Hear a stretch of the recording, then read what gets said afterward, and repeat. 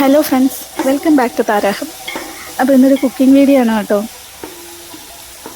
ഇതിപ്പോൾ നെയ്യിൽ ഇഞ്ചിയും വെളുത്തുള്ളി, പച്ചമുളക്, പിന്നെ ബാക്കി സ്പൈസസ് ഒക്കെ ഇട്ടിട്ട് നന്നായിട്ട് ഒന്ന് അതിൻ്റെ പച്ചമണം മാറി വരുമ്പോഴത്തേക്കും സവോള ഇട്ട് കൊടുക്കുന്നുണ്ട് കേട്ടോ.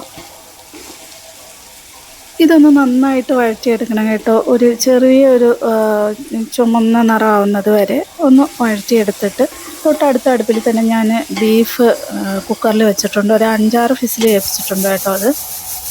അപ്പോൾ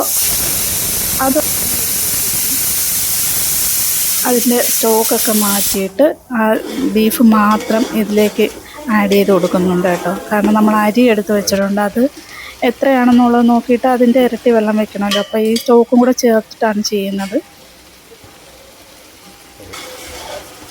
ഇത് നന്നായിട്ട് മിക്സ് ചെയ്തതിന് ശേഷം ഇതിൽ കുറച്ച് മല്ലിയിലയും പുതിനയിലയും കൂടെ ഞാൻ ഇട്ട് കൊടുത്തിട്ടുണ്ട്.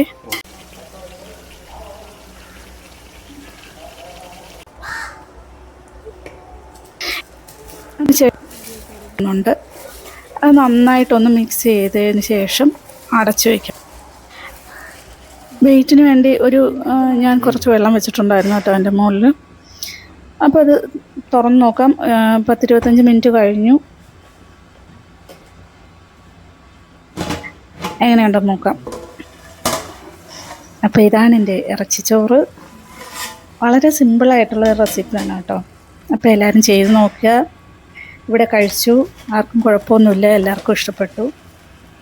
അപ്പോൾ വീഡിയോ ഇഷ്ടമായെങ്കിൽ ഷെയർ ചെയ്യുക, ലൈക്ക് ചെയ്യുക, കമൻറ്റ് ചെയ്യുക. അടുത്തൊരു വീഡിയോയിൽ കാണുന്നത് വരെ ബൈ.